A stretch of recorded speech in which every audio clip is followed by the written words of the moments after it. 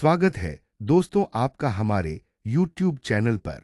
आज हम बात करने जा रहे हैं उस दिव्य ग्रंथ की जिसने न सिर्फ भारत को बल्कि पूरे विश्व को जीवन का सार बताया, श्रीमद् भगवद गीता। क्या आप जानते हैं भगवद गीता में कुल 18 अध्याय और 700 श्लोक हैं। हर अध्याय एक योग है, एक मार्ग है, एक दर्शन है जो हमें जीवन के हर मोड़ पर सही निर्णय लेने की शक्ति देता है। आइए जानते हैं गीता के इन 18 अध्यायों का सार सरल भाषा में गहराई के साथ। अर्जुन विषाद योग। कुरुक्षेत्र की रणभूमि में अर्जुन युद्ध से पहले भ्रम और शोक में डूब जाता है। वह अपने ही संबंधियों को मारने से हिचकिचाता है। यहीं से शुरू होता है गीता का संवाद। यह अध्याय हमें सिखाता है जब मन कमजोर हो तब ज्ञान की ओर मुड़ना चाहिए। सांख्य योग। भगवान श्री कृष्ण आत्मा के अमरत्व का ज्ञान देते हैं। न हनिते हन्यमाने शरीरे, आत्मा मारी नहीं जा सकती। यह अध्याय जीवन, मृत्यु और कर्तव्य का दर्शन समझाता है। कर्म योग। कर्म करो, फल की चिंता मत करो। कृष्ण कहते हैं कर्मण्येवाधिकारस्ते। जीवन में निष्काम कर्म ही सच्चा योग है। ज्ञान कर्म संन्यास योग। कृष्ण अर्जुन को बताते हैं कि कैसे ज्ञान, भक्ति और कर्म एक दूसरे से जुड़े हुए हैं। इस अध्याय में भगवान का मैं ही सृष्टि का करता हूँ वाला रूप सामने आता है। कर्म संन्यास योग। यह अध्याय बताता है कि संन्यास और कर्म योग में कौन श्रेष्ठ है। श्री कृष्ण कहते हैं कर्म करते हुए भी त्याग संभव है। ध्यान योग। ध्यान आत्मसंयम और चित्त की स्थिरता पर जोर। योगी वही है जो मन को वश में कर ले। ज्ञान विज्ञान योग। कृष्ण अपने स्वरूप का परिचय देते हैं। मैं जल में रस हूँ, चंद्रमा में चंद्रिका हूँ। यह अध्याय ईश्वर के वास्तविक स्वरूप का परिचय कराता है। अक्षर ब्रह्म योग। मृत्यु के समय ईश्वर का स्मरण मोक्ष का द्वार है। यह अध्याय जीवन के अंतिम क्षणों के महत्व को बताता है। राजविद्या राजगुह्य योग।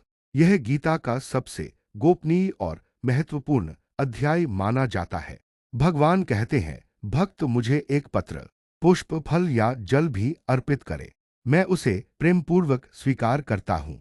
विभूति योग। श्री कृष्ण अपनी दिव्य विभूतियों का वर्णन करते हैं। मैं गंगा में नदियों का तेज हूँ, मैं शास्त्रों में गीता हूँ। विश्वरूप दर्शन योग। अर्जुन को श्री कृष्ण का विराट रूप देखने को मिलता है।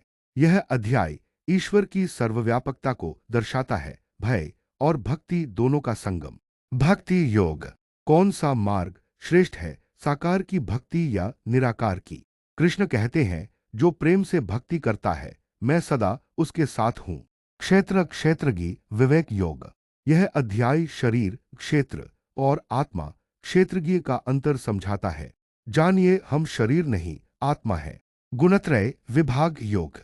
सत्व रजस और तमस 3 गुण जो हर व्यक्ति में होते हैं।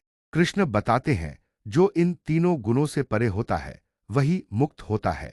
पुरुषोत्तम योग। इस अध्याय में जीवन को उल्टे वृक्ष के रूप में समझाया गया है जिसकी जड़ें ऊपर हैं। यह अध्याय ईश्वर की श्रेष्ठता का प्रतीक है। देवासुर संपद विभाग योग। दैवी और आसुरी स्वभाव के लोगों का भेद बताया गया है।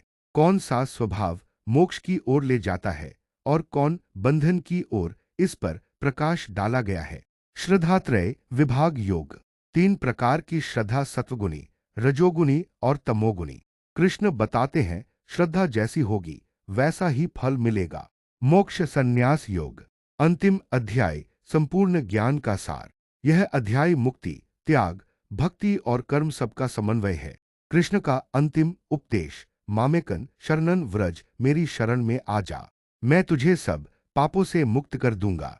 दोस्तों, श्रीमद् भगवद गीता केवल एक धार्मिक ग्रंथ नहीं, यह जीवन जीने की एक कला है। हर अध्याय, हर श्लोक हमें यही सिखाता है मनुष्य का कर्तव्य क्या है और मोक्ष का मार्ग कौन सा है। अगर आपको यह वीडियो ज्ञानवर्धक लगा हो तो इसे जरूर लाइक करें, शेयर करें और हमारे चैनल को सब्सक्राइब करें ताकि हम ऐसे ही आध्यात्मिक विषय आपके लिए लाते रहें। धन्यवाद। जय श्री कृष्ण।